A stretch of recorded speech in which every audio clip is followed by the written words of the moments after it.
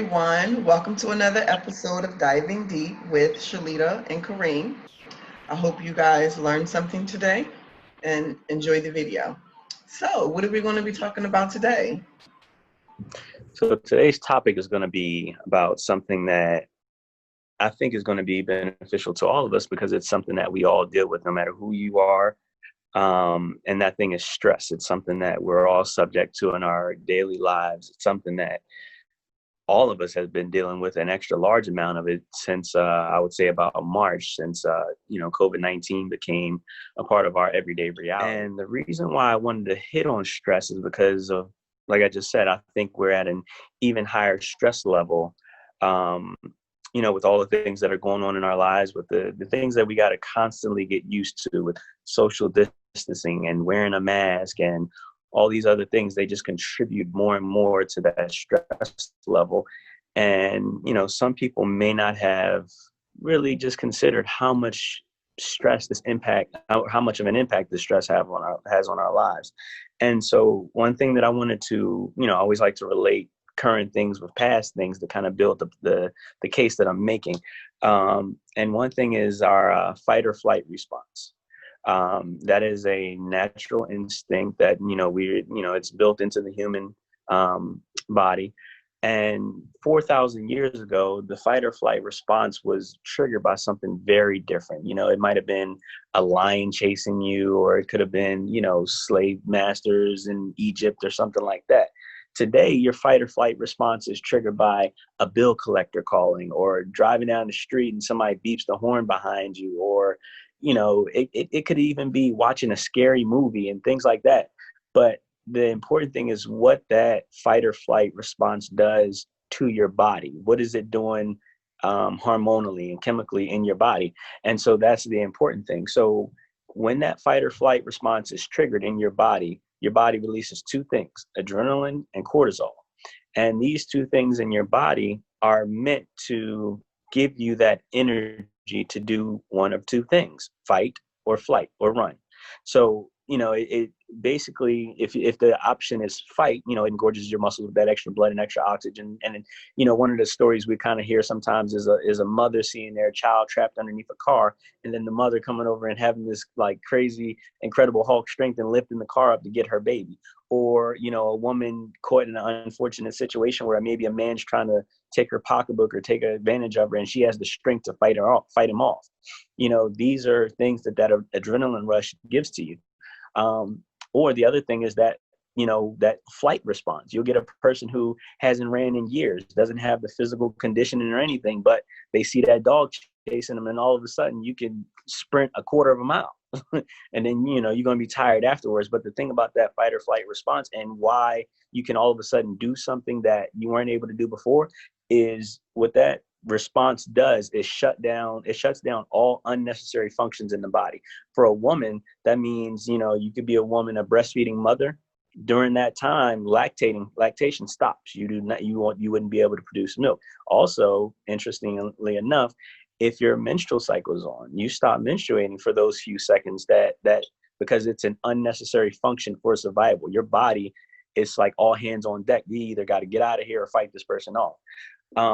But back to the two chemicals that are released in your body and why they're important. So another thing, we might see, I'm pretty sure everybody can relate to this, this analogy, or this scenario. If you've ever seen a deer get hit by a car, the deer, most people think when they hit that deer is dead because it's laying there on the ground and it's just twitching, muscle spasms and everything. And after a few minutes, that deer hops up and it gets up and hops off. And the reason for that is that massive adrenaline rush, that adrenaline that's in that deer's body. That's why the deer gets that deer in the headlight look, is that adrenaline rush, but it freezes, right? It gets hit. And the reason why the deer is twitching is because its muscles are actually trying to burn off that adrenaline that's in its bloodstream. And once that, he almost goes through a few moments of being paralyzed because of the massive adrenaline shot. So once he gets up and he moves on, he's already worked that adrenaline out of the system. But with us, like I said, so many things are triggering this survival instinct that we constantly have adrenaline rushes, micro adrenaline rushes throughout the day. It could be, you're driving to work in the morning, and then next thing you know, somebody's swerving over into your lane, and you get that sudden, that heart drop feeling. That heart drop feeling is an adrenaline rush, and it's like now your heart's pounding. 3 seconds earlier you were calm, and now you got beads of sweat on your head that quick. An adrenaline rush it happens in milliseconds. But the problem with that is the way it happens in our everyday environment. We're not doing either a fight or a flight, because those are the two things that burn off that adrenaline. We're somebody swerving into our lane, we're giving them the finger and cussing them out, but then we're going on about our day. We're not doing a physical activity that actually burns off that adrenaline. So what happens is, through all these micro adrenaline rushes throughout the day, we have that adrenaline stored up in our body. And the problem is what that adrenaline does to us on a molecular level, what it does to our DNA. So when we turn on the news nowadays and we see coronavirus, if you turn to CNN, they literally have a counter on the side of the screen letting you know the world cases and letting you know the United States cases and the amount of deaths. And it's just all day long. Coronavirus, breaking news, coronavirus. You go in the store, please wear a mask. You look on the ground, there's a little square that says stay 6 feet away from the person in front of you. And now you're the person in front of you, they're getting all touchy and feely because they're not touchy, but they're getting all sensitive about the fact that, hey, you're only 5 feet away. You're supposed to be 6 feet away, and triggering micro adrenaline rushes. And so what that adrenaline rush does is you have, everybody's seen the double helix of the DNA, and what happens is at the end of those DNA strands, if you can picture a shoestring, how it has the plastic piece at the end of the shoestring that you use to thread through the hoops. So at the end of your DNA strands, you have what is called telomeres. And those telomere, they're literally caps on the end of the DNA strands. So what cortisol does when it's in your system, which is one of the two hormones that are released on an adrenaline rush, what that cortisol does, if it's not burned out of your system, is it damages those caps. And so over time, what happens is as that cap dissolves, and as your DNA is replicating through cell mitosis, as we're growing up, your cells are constantly splitting, and every time a cell splits, it creates 2 new cells. That's how we grow. That's how our cells rejuvenate. That's how wounds heal and things like that. But over time, once that cell division, that cell mitosis begins to slow down, that's when we begin to age. And that's when we begin to show signs of aging. But what happens is DNA is nothing but information. And so that DNA, just imagine as a CD, a compact disc. And you know how when we were younger, the worst thing you can do is get a scratch on your brand new CD. Well, those telomere caps at the end of your DNA strands are literally like that. It's the more they get worn down, they get shorter and shorter and shorter. And as they get shorter, your DNA, the end of the strands become like split ends in your hair. And that's the equivalent of getting a scratch on your CD. The information is damaged. So as you begin to age, you actually begin to age quicker. That's why they say, oh, all that stress will send you to an early grave. There was some wisdom in those little anecdotes that our, elders used to tell us, because there's truth, because that stress that's triggering adrenaline rushes is damaging your DNA. And so when we think about sometimes people just tell you, just turn the TV off. Get the little piece of news that you need, get your updates, but you can't sit there and watch that stuff all day long, because it's literally triggering a fight or flight response. And you can't run from the coronavirus. Where are you going to go? You can't run from the fact that it's affecting people nationwide. You can't run from the fact that our government, it's basically a circus going on right now. You can't run from it, and you can't fight it. You're going to go out swinging trying to fight it, So the thing is, we have to find ways to deal with it rationally. We have to find ways to deal with it in a way where it's not driving us to the point where we're arguing with people on Facebook and we're going all these different directions, because it's literally killing us. And another thing is the CDC and the government, they're all predicting this second wave and predicting that it's going to be more deadly or more contagious than the first round. Well, there are several reasons for that. One reason is since March March until now, we've had 4 months of fear mongering. Every time you turn on the TV, every time you go in the store, you are constantly reminded of coronavirus. That fight or flight response is constantly triggered, and you're constantly having micro adrenaline rushes. When you go somewhere and you see somebody without a mask, you see a threat, and that's a problem. There's literally threats everywhere in our everyday environment. So the problem with that, the reason why the second wave will come off as even more deadly than the first, aside from the fact that our DNA has constantly been damaged for the last 4 months, the second thing is we've been quarantined. We've been exposed to even less people. And the way our immune system works is it exchanges information with our environments. You know how when we were younger and your parents used to say, let the kids go outside and play in the dirt, it builds up their immune system. Well, our immune system, it's a system that learns from its environment. That's one of the things that are beneficial about the tonsils and the way the tonsils work. As you swallow something, it's almost like a scanner. Your tonsils gather that information from whatever passes through your throat. And, so when it deals with certain bacteria and certain things like that, that's where the first information is created in the body to create antibodies. So a lot of people who have had their tonsils removed, they'll probably realize they tend to get sick easier, and they may be more susceptible to certain diseases or certain illnesses and sicknesses.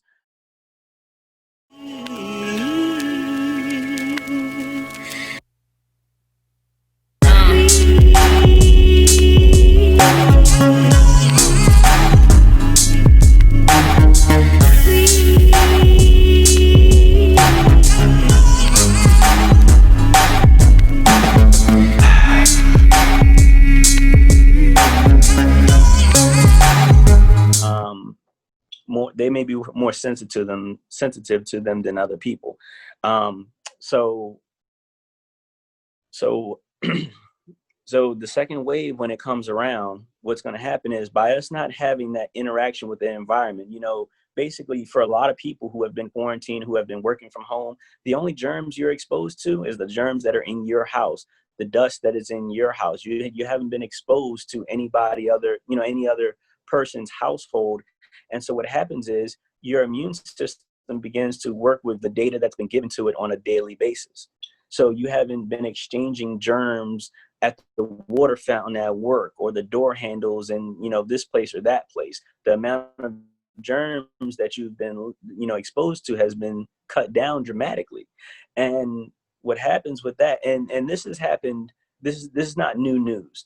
They've known this about every flu, the Spanish flu, and all these other epidemics that happen every 100 years or so. The second wave is always worse because there was always a period of quarantine. And after the period of quarantine, when people were finally allowed to go back out in public, and they, back in, what was it, 1920, when we had the Spanish flu, and they allowed people to start going back outside for a parade here in Philadelphia, and the second wave killed, I guess, or infected twice as many people as the first wave, was because those people were stuck in the house for months. And the other thing was they had limited exposure to sunlight. They also had limited exposure to, like I said, other germs and things like that. And all of those things compromise their immune system. So that is going to be one of the problems we're going to have to deal with when we get back around to flu season, which they're predicting is going to be the start of Corona season. And ironically enough, flu season usually runs between the equinoxes, between the fall equinox and the spring equinox. That's usually the start and stop period for the flu season. So, and during that time, it's the period where, starting June 22nd is when the days start to get shorter, but we'll have less sun exposure, which will be another thing that contributes to people getting infected more often and things like that.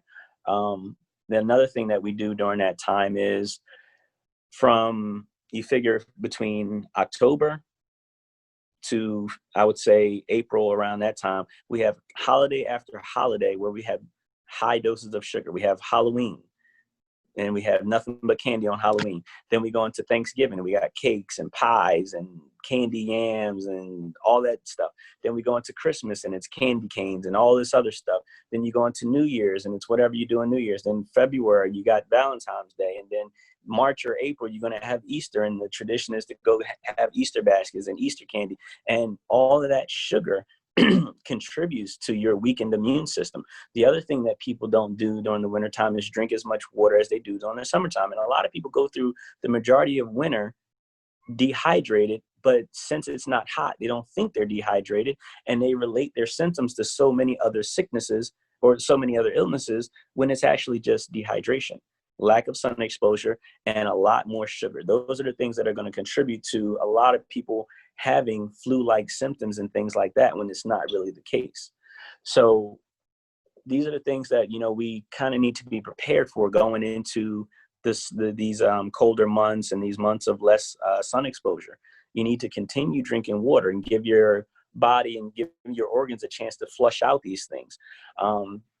But to get back to the fight or flight response and how that damages our body. Another thing that happens through cell mitosis, which is basically a cell splitting and turning into two cells. Another thing that happens is there's something that's left over called a free radical. And science calls that free radical cell trash, only because they don't really understand its purpose yet. But what happens is, and this is getting into another aspect of something our body naturally does hormonally. There's your pineal gland. Most people know where it is. It's right behind your eyes and your frontal lobe. At night, this is another evolutionary trait, you know, for people who, you know, may get offended by that word. But what happens is there's that pineal gland. One thing that it secretes is melatonin. It secretes serotonin too, the happy drug. But melatonin, it also secretes a protein called cryptochromes. Cryptochromes, what they do is they detect light in your environment. And when those cryptochromes detect that there's no light in your environment, because you have to remember, you know, going back 2,000 years ago, the only light you would have had was the sun, moon, stars, and fire. And so once the sun goes down, you know, our bodies, we have a natural circadian rhythm. So once the sun went down and the moon came up, you know, there was less light, and there was no artificial light, but there was less light in your environment. So when those cryptochromes start, you know, doing this thing and checking to see if there's light in your environment, once it discovered that there was no light in your environment, those cryptochromes send the signal to your pineal gland to release melatonin. Now, while your body, you know, anybody who's ever done anything physically strenuating, any shoveling snow or athletes or anything like that, you know, at night, your body is repairing itself. It's repairing those muscles that you tore from your strenuous workout. And how it's doing, you know, it's through cell mitosis. That's how cells repair itself. And so what happens, like I said, it leaves that free radical behind. And what that free radical does is it's a scavenger. It scavenges for, it's basically, I believe it's an electron that's looking for a proton, but don't quote me on that. But anyway, so it scavenges your body for a partner, then for a mate. And this is why free radicals lead to cancer, because they're scavengers. So what happens is once that melatonin is released into your body, melatonin is not a sleep aid as as it's commonly marketed to us. It's something that helps you reach REM sleep and stay there, but it's not like something that just helps you fall asleep. But one other benefit of melatonin that it does is those free radicals, while you're sleeping, that melatonin is actually destroying those free radicals. So if free radicals lead to cancer and melatonin kills those free radicals, one of the secrets to I would say cancer prevention is melatonin. Now, like I said, the melatonin is only produced when there is no light in your environment. So all that going to sleep with the TV on, that blue light stops you from producing melatonin. Sleeping with the lights on, that artificial light stops you from producing melatonin. And naturally, you want to, about 2 hours before you know you're going to go to sleep, you want to start winding down. You want to get away from your cell phones, laptops, TVs, things like that. That's why back in the day, reading a book used to be a good thing before going to bed, because the only thing you would probably had was a low wattage light bulb, just to illuminate the page enough for you to read. So, you turn off your lights, and you let your cryptochrome start detecting that there's less and less light in your environment. Get those cryptochromes to the point where they don't detect any light, and then you start producing that melatonin. That way, when you're sleeping at night, they're cleaning up all that cell trash in your body, cleaning up all those free radicals. The less amount of free radicals that are in your body, the less potential for cancer. Now, there are other cancer causing problems, and I don't want to get into that. I want to just kind of stay focused on where we're at today. But just know that your body does have a natural defense against those things. Your body, is capable of doing so many things, but we have to have it, and we have to have the right conditions for it to happen. So I'm going to leave it there on that. The whole point today is we have to find ways to alleviate stress in our lives, and there's plenty of ways to do it. But we have to find ways to not give into the fear mongering. We have to find ways to alleviate stress. We have to find ways to minimize stress if it's possible at all. And I hope that, throughout all of this, somebody picked up something that may have been beneficial, something that may help a loved one, because, stress is something that we're all dealing with, and we're going to be dealing with it for a while, but it's the way you manage your stress that's going to make a difference.